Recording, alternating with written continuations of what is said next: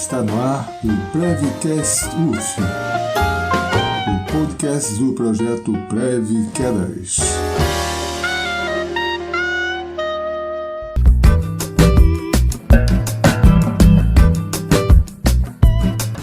Sou Edmundo de Drummond Alves Júnior, professor do Instituto de Educação Física da Universidade Federal Fluminense. Eu sou Rafael Duarte, residente da Saúde do Idoso, e entrei no programa em 2021. Eu sou Milene Carvalho, bolsista de extensão, entrei no programa em 2020.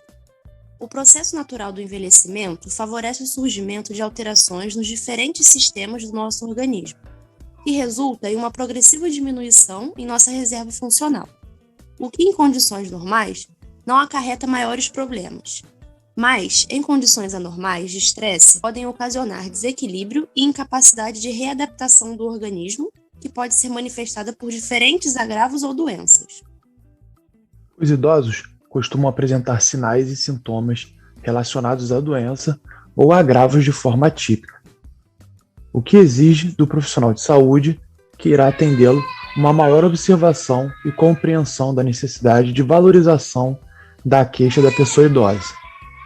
Como a reserva funcional do idoso acaba sendo progressivamente menor, a intervenção precoce torna-se fundamental para a melhoria da qualidade assistencial futura.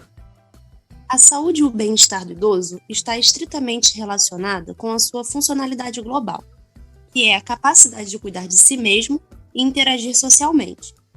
O idoso ativo é aquele que, mesmo na presença de doenças, é capaz de viver de forma independente e autônoma. O conceito de saúde estabelecido pela Organização Mundial de Saúde, OMS, é definido como o mais completo bem-estar biopsicossocial, cultural e espiritual, e não simplesmente a ausência de doenças. Nesta perspectiva, se enquadra a funcionalidade como um fator essencial para a saúde do idoso, que permite não só a sua integridade física, mas o autorreconhecimento de um ser humano socialmente integrado. A capacidade de cuidar de si mesmo é avaliada por meio da análise das atividades básicas de vida diária, como comer e tomar banho, e das atividades instrumentais de vida diária, que compreende atividades rotineiras que permite ao indivíduo assumir responsabilidades e decisões frente à sociedade, ou seja, exercer a sua autonomia como tomar remédios, usar telefone, manusear dinheiro. Para obter condições favoráveis de autonomia e independência, é necessário um bom funcionamento dos 4 domínios funcionais, que são eles: a cognição, que é a capacidade mental de processar informações, de compreender e resolver os problemas do cotidiano; o humor, que é importante para que se tenha motivação; a mobilidade, responsável pela capacidade de locomoção do indivíduo; e, por fim, a comunicação, que é a capacidade de estabelecer relações com o meio através da audição, da fala e da visão. A perda desses domínios funcionais pode acarretar nas grandes síndromes geriátricas, como a incapacidade cognitiva, a instabilidade postural, a imobilidade e a incapacidade comunicativa. Essas síndromes, junto com a iatrogenia, a insuficiência familiar e a incontinência urinária, são as síndromes mais frequentes na saúde do idoso e totalizam os 7 Is da geriatria. Então, vamos entender o que significa cada uma dessas manifestações clínicas? Incapacidade cognitiva. Ocorre quando há o comprometimento das funções encefálicas superiores, podendo afetar os domínios cognitivos da memória, linguagem, função executiva, atenção, praxias e habilidades visoespaciais, suficiente para prejudicar a funcionalidade do indivíduo. Um idoso diagnosticado com incapacidade cognitiva é aquele que tem prejudicado suas atividades de vida diária, devido ao comprometimento de uma ou mais áreas da cognição. As principais causas desta síndrome são demência, doenças mentais como esquizofrenia, delírio, estado de confusão mental agudo e depressão. As alterações nas funções superiores que não comprometem a funcionalidade do indivíduo não podem ser classificadas como incapacidade cognitiva. Essas alterações se classificam como um transtorno cognitivo leve. Incontinência urinária. É definida como a queixa de qualquer perda involuntária de urina seja por urgência, por esforço ou mista. As mulheres são mais suscetíveis e isso pode ser explicado pela anatomia do seu órgão genital ou pela alteração hormonal e perda de massa muscular com a chegada da menopausa. Nos homens, o problema geralmente está associado a doenças e cirurgia na próstata. A sua prevalência aumenta com a idade, 1 em 3 mulheres e entre 5 homens acima de 60 anos apresentam incontinência urinária. Alguns medicamentos, como hipertensivos diuréticos, também podem causar incontinência urinária. Além do desconforto, a incontinência pode afastar do idoso seu convívio social. Por isso, quanto antes o problema for diagnosticado, melhor será a qualidade de vida do indivíduo. Instabilidade postural. É o comprometimento do equilíbrio e da estabilidade postural que afeta diretamente a independência do indivíduo, com predisposição a quedas e suas graves consequências. Somadas às alterações naturais do envelhecimento, doenças agudas e crônicas, medicamentos e fatores ambientais são fatores contribuintes para quedas. Esses acidentes são a 6ª causa de mortes em idosos e responsáveis por causar 40% das internações. Além dos riscos de fraturas e lesões, a instabilidade postural pode gerar insegurança, fazendo com que o idoso restrinja ainda mais os movimentos, comprometendo a marcha da caminhada e favorecendo a atrofia muscular, podendo levar à imobilidade. A capacidade motora e a estabilidade postural devem ser avaliadas com frequência. Além disso, é importante ajustar o ambiente a fim de evitar quedas e facilitar a mobilidade. Isto é possível com medidas simples como retirar tapetes que possam causar tropeços, posicionar os móveis da casa de modo que não virem obstáculos para o idoso, colocar barras de segurança nas paredes do banheiro, manter objetos ao alcance do idoso e investir em uma boa iluminação da casa. Imobilidade.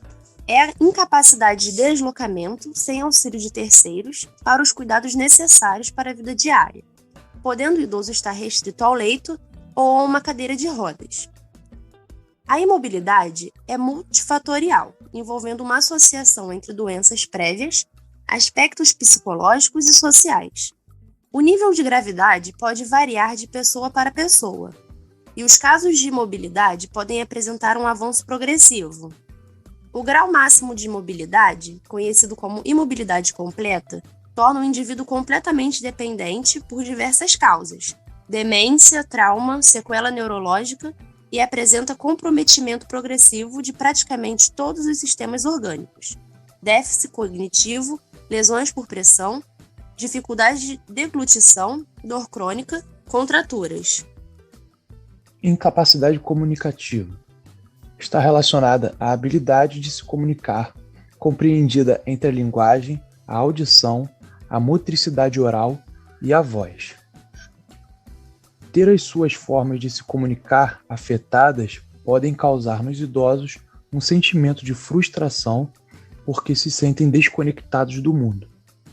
Essa síndrome restringe sua participação social e compromete a capacidade de tomada de decisões, afetando diretamente a independência do indivíduo.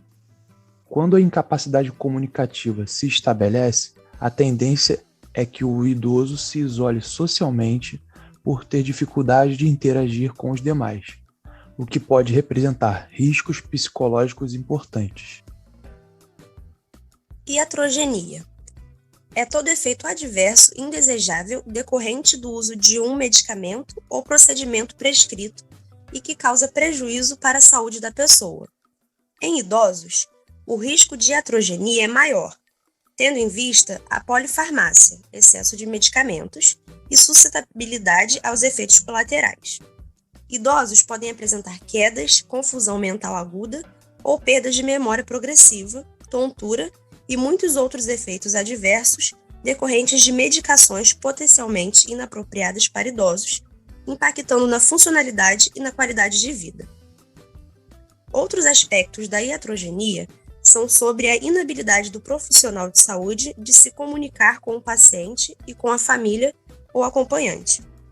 Na iatrogenia da palavra, com o desconhecimento de técnicas para a comunicação de notícias desfavoráveis, e na iatrogenia do silêncio, com a dificuldade do médico de ouvir os pacientes e seus familiares ou acompanhantes. 2 aspectos estão relacionados a essa síndrome: apoio social insuficiente e relação familiar prejudicada. O primeiro se dá pela falta de apoio e cuidados de familiares, amigos e vizinhos, o que pode resultar em problemas na comunicação e nas relações interpessoais do idoso. No ambiente familiar, deve ser considerada a atual transição demográfica com uma grande queda da taxa de natalidade somada à inserção feminina no mercado de trabalho e a tendência de mudança de domicílio dos familiares, que resulta em um apoio cada vez mais escasso.